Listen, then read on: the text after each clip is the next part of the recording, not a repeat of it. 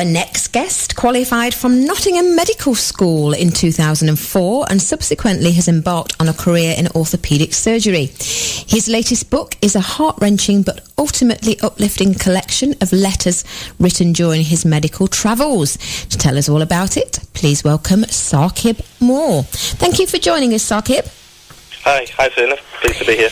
Now, the book, the full title, it's called Surgery on the Shoulders of Giants, Letters from a Doctor Abroad. So are these letters you sent or received, or...? No, that's absolutely right. So I travelled as a junior doctor in 2008 to South Africa, and as any young man travelling, I obviously was having a lot of experiences, and I started writing letters purely for my family and friends, just to explain what I was doing, what I was experiencing, and ultimately what I was learning. And these were just very colloquially written, simple letters, just to say what was going on.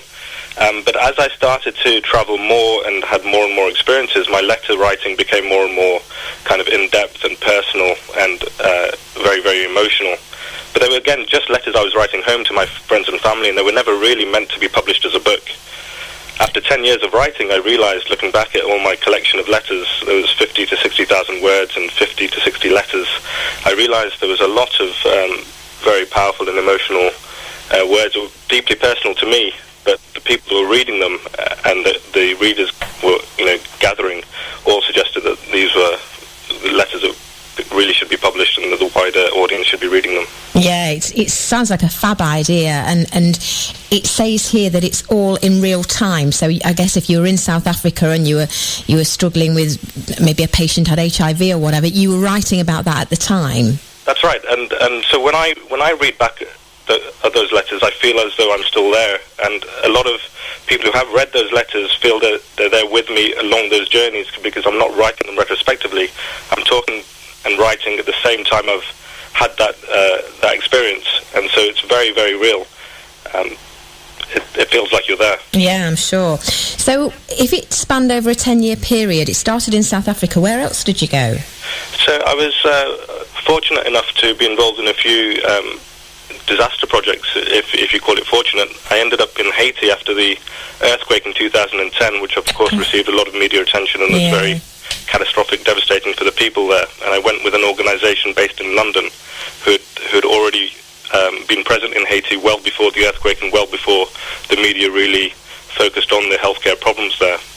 And so I was there for 2 to 3 weeks treating some of the earthquake victims. And in Pakistan in 2010 there was an unprecedented flood which has been described by the UN General Secretary at the time as one of the worst disasters he'd ever seen. And I was there for a month, again on a medical relief project with a UK-based organisation. It must have been, physically demanding, but an emotional roller coaster for you. It was, and in hindsight it seems like you get through it and it wasn't a problem, but again, the power of the letters, when I read back at them, I realised there were times when I was really struggling, and writing those letters helped me cope with some of the distressing scenes that I was experiencing or the physical problems I was having just coping myself. Yeah. Is anything happening? Is the World Health Organization doing anything about these? Obviously atrocities happen. Sure. But the way that some of these impoverished areas, people are having to live. No, it's a really good question, and it's generally the massive focus that's now developed from the World Health Organization. In 2015, the Lancet commissioned a global health study on the availability of surgery to everywhere in the world. And the statistics that came back were quite shocking, with an estimated 5 billion people in the world not having access to safe surgery. Now, a lot of the global health projects over the last 10 to 20 years understandably have been focused on some of the other diseases like HIV, tuberculosis, malaria, and there's never really been a focus on the importance of surgery. And it was always deemed to be too expensive, and it's not cost effective to give charities surgical capacity or government surgical capacity to improve the availability of safe surgery. However, 2015 was a benchmark paper which has now ballooned into a massive project where the World Health Organization are hoping by 2030 to have 80% of the world's population having access to surgery. Now that's a huge task. given the current situation. But there is a global movement, hopefully, starting in that direction. So there's light at the end of the tunnel. That's good. Yeah, because I was reading things like, like you say, if you need surgery, you need surgery. Some of these people have to travel hundreds of miles just to get to the nearest surgical centre. Well, that's right, and it's a triple or quadruple fold problem, because firstly, patients who aren't used to having access to healthcare within their own region delayed seeking treatment to start with, so they'll often leave it a day, a month, a year before they think, actually my problem, my tumour, my injury is not getting better on its own, and then they'll seek treatment, whereas us in the Western world, Europe and the UK, will of course, any injury or any problem, you'll seek advice fairly soon. So the patients don't come quickly, and then getting to the hospital takes a number of hours or days in certain areas. And then once they get to the hospital, there's another problem, because the hospital isn't necessarily structured to provide the surgery that's required. Yeah. And so it's a multi-level problem. It is. It's very sad, and I think we take a lot for granted, don't we? Certainly, in the country that I'm talking about, the UK, but the country that we live in, we've got it all at our door, really. That's right. And it's interesting because I didn't realise this, but there was a study in 2009 by one of the prominent healthcare scientists or academics in the United States, and he quoted an average American will have 9 surgeries in their lifetime. Blimey. And the UK, I tried to look for evidence on the UK or Europe, and it is quoted at an average of 2 surgeries per lifetime per person. And so we take that for granted. We do. You go to the hospital, you expect a good operation, you expect a good recovery and a good outcome.